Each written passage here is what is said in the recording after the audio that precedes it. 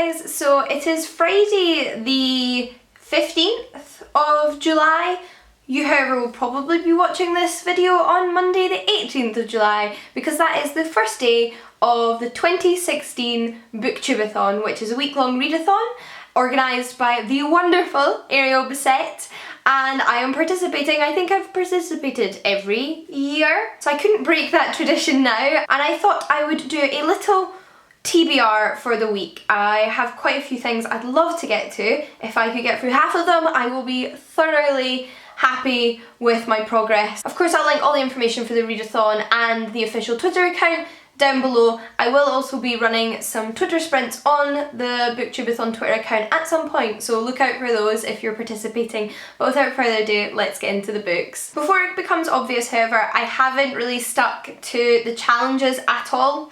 I tried, but these are the books I wanted to read and they didn't quite fit in, so I'm not exactly following the challenges, I'm just reading what I fancy, but hopefully more than usual. The first book though, I think I'll probably still have a little bit to go by the time Monday comes around, so I may be finishing this during the Booktubeathon, and that is Smoke by Dan Valletta. This is a art copy here, but I've actually been listening to it on audiobook. It just struck me about 50 pages in that it would be a book that was very suited to audiobook, and I think I was right. I'm really enjoying the audiobook. I really like the narrator, and it's a very intriguing urban fantasy story set in a world where people's sin is visible in the form of smoke exuding from their body, and it mainly follows two young boys who go to quite an upper class boarding school. But the entirety of the novel isn't set in this boarding school. A lot happens, I'm really enjoying it, and I'm hoping to finish it in the Booktubeathon. And the next book I'd like to get to is The Further Adventures of Sherlock Holmes, The Ripper Legacy. This is a series of books published by Titan, which include various different authors writing new Sherlock Holmes mysteries. And I've actually read some of David Stuart Davies' contributions to this collection before, so I know I really like his interpretations of Sherlock Holmes. He's also written some non-fiction on Sherlock Holmes that I've read before, and this one is about a missing child who seems to have a mysterious connection with the murders that occurred in Whitechapel a decade before, aka the Jack the Ripper murders. So it should hopefully be really good. I love reading new Sherlock Holmes mysteries, even if they're never quite the same as the originals. The next book I am planning on buddy reading, however, so I have no excuse not to read it, and that is The Seamstress and the Wind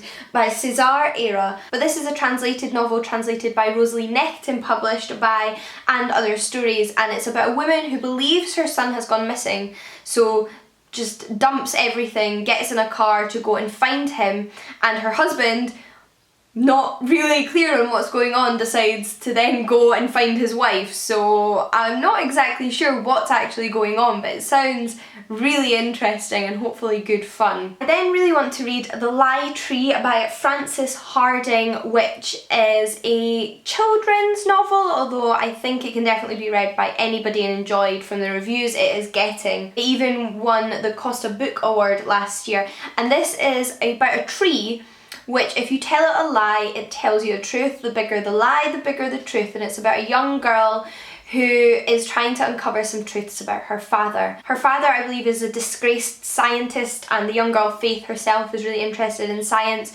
So it sounds like a really wonderful plotline, and I think it's meant to be quite dark, so looking forward to this. Then for a little bit of non-fiction is Why I Write by George Orwell. This is just a little essay by George Orwell on the use of language and writing and the importance of writing and expressing yourself, I believe. I hear amazing things about this and would just really like to get to it this week. I will then be reading the poetry collection The Feminine Gospels by Caroline Duffy. It's one of the Feminist Orchestra book club picks for this month.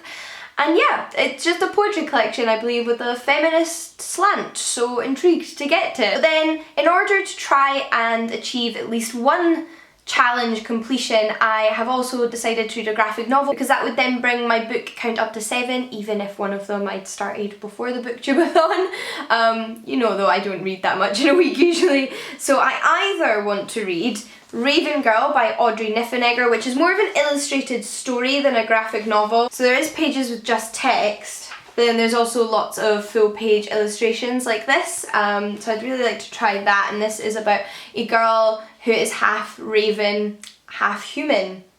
Sounds really strange, but interested to see what it's about. Or I'd like to get to the graphic novel Beauty, which is a bit of a chunky one, so may still take me a little while to get to, but this is what it looks like inside. And I believe this one's about a girl who frees a fairy from a spell that is keeping her captive and is granted a wish. However, the wish is not as nice as it seems, and her wish naturally takes on a form she was not expecting it to. So really interested to see what this one's all about. I mean, maybe I'll be super on the reading and read both of them. Who knows? Who knows? I won't have too high expectations for myself, however.